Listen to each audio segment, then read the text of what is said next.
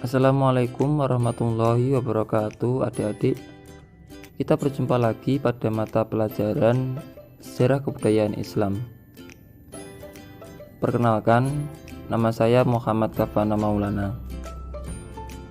Pada bab 1 kelas 7 Sanawiyah atau MTS, kita akan membahas tentang Nabi Muhammad SAW sebagai rahmat bagi seluruh alam semesta.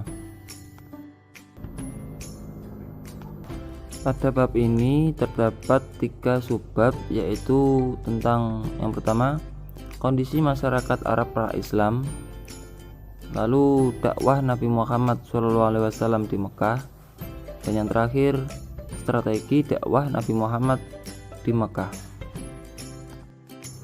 Pada subbab yang pertama, yaitu kondisi masyarakat Arab pra-Islam, terdapat 4 bagian lagi, yaitu tentang kepercayaan masyarakat Arab pra-Islam, kondisi sosial masyarakat Arab pra-Islam, kondisi ekonomi masyarakat Arab pra-Islam, dan kondisi politik masyarakat Arab pra-Islam. Pada bagian yang pertama, yaitu tentang kepercayaan masyarakat Arab pra-Islam. Masyarakat kota Mekah sebelum mereka menyembah berhala dan batu-batuan adalah masyarakat penganut ajaran Tauhid yang dibawa oleh Nabi Ibrahim alaihissalam, yaitu agama yang mengajarkan percaya dan menyembah hanya kepada Allah Subhanahu wa Ta'ala, Tuhan yang Maha Esa. Kemudian ajaran itu diteruskan oleh Nabi Ismail yang merupakan putra Nabi Ibrahim. Setelah Nabi Ismail wafat, maka terjadi keterputusannya risalah yang akhirnya mereka atau masyarakat Mekah tadi menyembah selain Allah Subhanahu wa Ta'ala. Proses pemindahan kepercayaan ini bermula ketika salah satu pembesar suku Khuza'ah bernama Amir bin Lu'ay al-Khuzai pergi ke Syam atau Syria. Di kota itu dia melihat penduduk kota Syam melakukan ibadah dengan menyembah berhala, melihat tata cara peribadatan yang berbeda dengan mereka dan masyarakat Makkah pada umumnya. Maka Amir bin Lu'ay al-Khuzai tadi tertarik untuk mempelajari dan mempraktikkannya. Pada bagian yang kedua, yaitu tentang kondisi sosial masyarakat Arab pra-Islam. Bangsa Arab dikenal dengan bangsa ahli syair dan pemberani.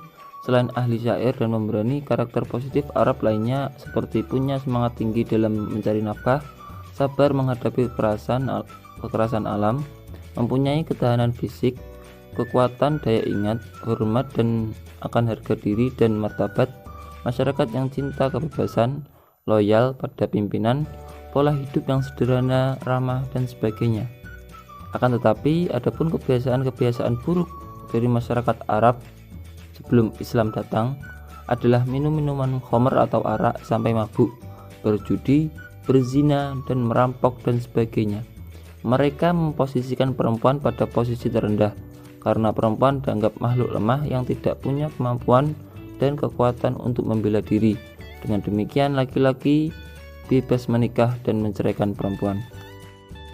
Pada bagian yang ketiga, yaitu tentang kondisi ekonomi masyarakat Arab pra-Islam. Kondisi ekonomi bangsa Arab sebelum datangnya agama Islam sudah maju karena sebagian besar dari mereka adalah pedagang atau orang yang berniaga. Perdagangan merupakan mata pencarian mereka, meskipun ada juga yang bertani dan beternak. Bagi orang Arab Badui, peternakan menjadi sumber utama kehidupan mereka. Mereka berpindah-pindah guna keperluan menggiring ternak-ternak mereka ke suatu wilayah yang sedang hujan dan subur. Jadi kehidupan mereka berpindah dari suatu daerah ke daerah yang lain atau disebut nomaden. Pada bagian yang keempat tentang kondisi politik masyarakat Arab pra-Islam. Sebelum Islam datang, bangsa Arab dipengaruhi oleh 3 kekuatan politik, yaitu Kekaisaran Bizantium, Kekaisaran Persia yang memeluk agama Zoroaster, dan dinasti Himyar yang berkuasa di Arab bagian selatan. Kondisi politik Jazirah Arab terpengaruhi oleh 2 hal, yaitu interaksi dunia Arab dengan Kekaisaran Bizantium dan Persia, kedua persaingan antara Yahudi dan Zoroaster. Di Jazirah Arab juga terdapat beberapa kerajaan yang pernah ada, di antaranya Kerajaan Kindah, Kerajaan Ma'in dan Kerajaan Qatban, Kerajaan Sabak, Kerajaan Himyar, dan pendudukan Romawi di Yaman, pendudukan orang-orang Persia atas Yaman, Kerajaan Hiroh, Kerajaan Hasan Hijaz, yaitu adalah nama-nama dari kerajaan yang pernah ada di Jazirah Arab sebelum datangnya agama Islam. Kita masuk pada subbab yang kedua, yaitu tentang dakwah Nabi Muhammad SAW di Mekah. Pokok pembahasannya yaitu tentang riwayat hidup Nabi Muhammad SAW, permulaan dakwah Nabi Muhammad SAW, perhatian dan prioritas dakwah Nabi Muhammad SAW, respon masyarakat Mekah terhadap dakwah Nabi Muhammad SAW, tantangan dakwah Nabi Muhammad SAW, dan kunci keberhasilan Nabi Muhammad SAW dalam dakwah di Mekah.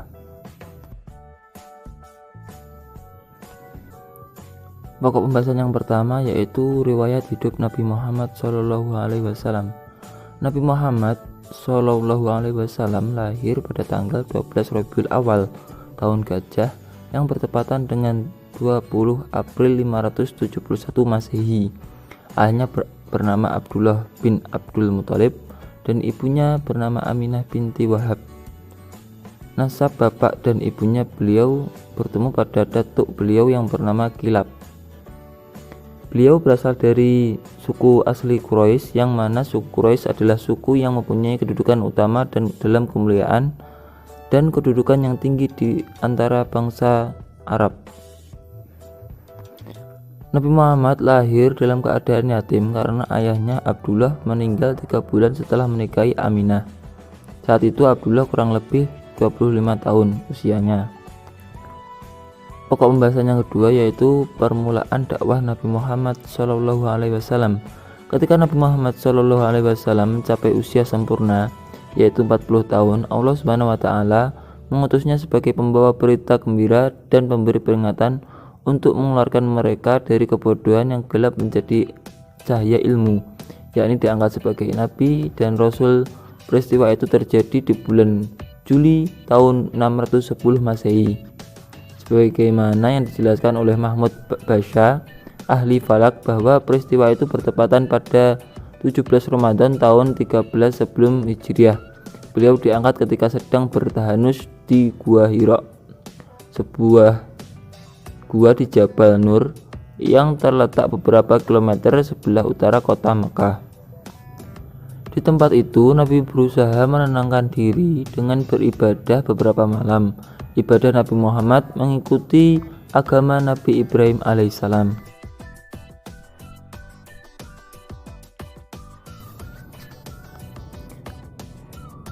Pokok pembahasan yang ketiga yaitu perhatian dan prioritas dakwah Nabi Muhammad SAW.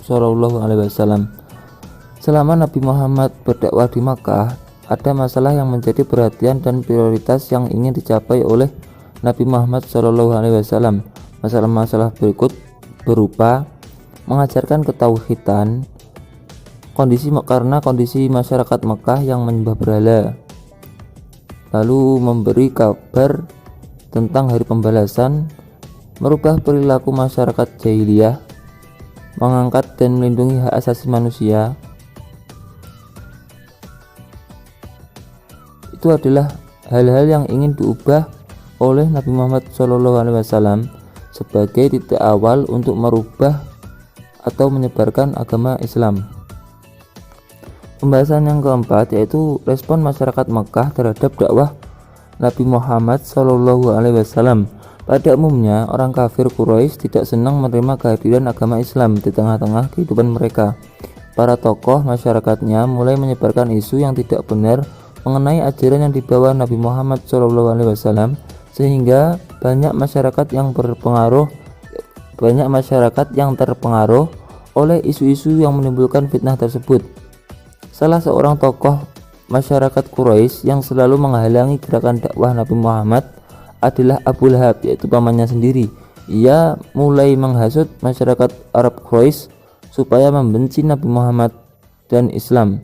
Bahkan Abu Thalib, paman Nabi yang memelihara dan mengasuhnya sejak kecil pun juga dihasut untuk melarang Nabi Muhammad agar tidak menyebarkan ajaran Islam. Ia mendapat ancaman dan dipaksa untuk memenuhi keinginan masyarakat Quraisy tersebut. Pokok pembahasan yang kelima pada subbab yang kedua yaitu tentang tantangan dakwah Nabi Muhammad Shallallahu Alaihi Wasallam. Ketika Rasulullah mulai melancarkan kegiatan dakwahnya secara terang-terangan di tengah-tengah tempat kafir Quraisy berkumpul dan mengajak mereka untuk masuk Islam, bahkan beliau melaksanakan sholat di sisi Ka'bah. Orang-orang kafir yang tidak suka dengan ajaran Islam semakin membenci ajaran yang dibawa Nabi Muhammad.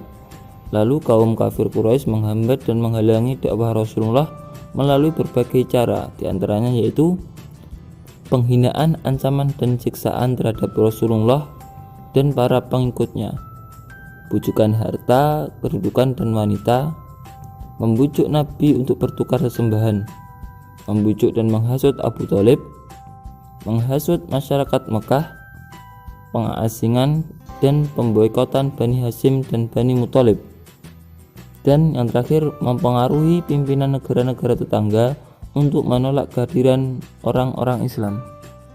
Pokok pembahasan yang keenam yaitu tentang kunci keberhasilan Nabi Muhammad Shallallahu Alaihi Wasallam dalam dakwah di Mekah.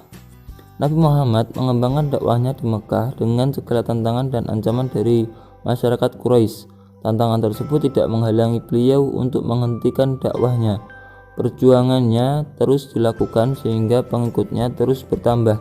Keberhasilan tersebut tidak lepas dari karakter yang dimiliki oleh Nabi Muhammad, yaitu karakternya yang mempengaruhi beliau dapat berhasil dalam dakwah di Mekah, yaitu sabar, kegigihan dan keuletan, berakidah yang benar dan kuat, akhlak terpuji dan menjauhi kemungkaran, dan yang terakhir kesetaraan derajat.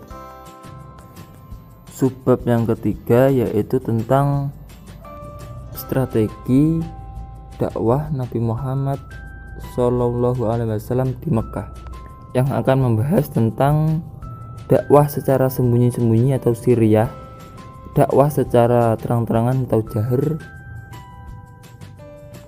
hijrah ke Habsyi, hijrah ke Taif, dan perjanjian Aqabah. Dakwah secara rahasia atau sirriyah. Setelah mendapatkan perintah dari Allah melalui wahyu, maka Nabi Muhammad mulai mengatur langkah strategi pengembangan dakwah Islam di kalangan masyarakat Quraisy Mekah. Langkah awal yang beliau ambil adalah melakukan dakwah secara sirriyah atau rahasia di lingkungan keluarga dan sahabat-sahabat beliau yang bisa dipercaya. Langkah sembunyi-sembunyi ini dipilih karena mengantisipasi reaksi orang-orang Quraisy yang kaget dan belum bisa menerima ajaran yang berbeda dengan keyakinan mereka, dan pertimbangan pengikut Nabi yang masih sedikit, sedangkan ancaman dan siksaan masyarakat kafir Quraisy masih kuat dan status kota Mekah sebagai pusat agama bangsa Arab. Nabi Muhammad SAW melakukan dakwah sirri dengan pendekatan personal. Hal ini disebabkan pendekatan personal memiliki keterkaitan batin serta interaksi emosional antara pengajak dan yang diajak. Pendekatan personal ini Nabi Muhammad SAW telah menggabungkan antara ikhtiar dan tawakal. Artinya Nabi dalam berdakwah memperhatikan situasi dan kondisi yang ada. Dalam dakwah sirriyah ini akan terjadi orang-orang yang paling dahulu dan pertama masuk Islam atau yang disebut as-sabiqunal awwalun, yang terdiri dari 9 orang. Dakwah terang-terangan. Ketika perintah dakwah terang-terangan turun, Nabi Muhammad mengundang Bani Hashim dan beberapa orang Bani Muthalib bin Abdul bin Al-Manaf. Nabi menyuruh kepada kaumnya menyembah dan berserah diri kepada Allah, namun semua kerabatnya menentang Rasulullah.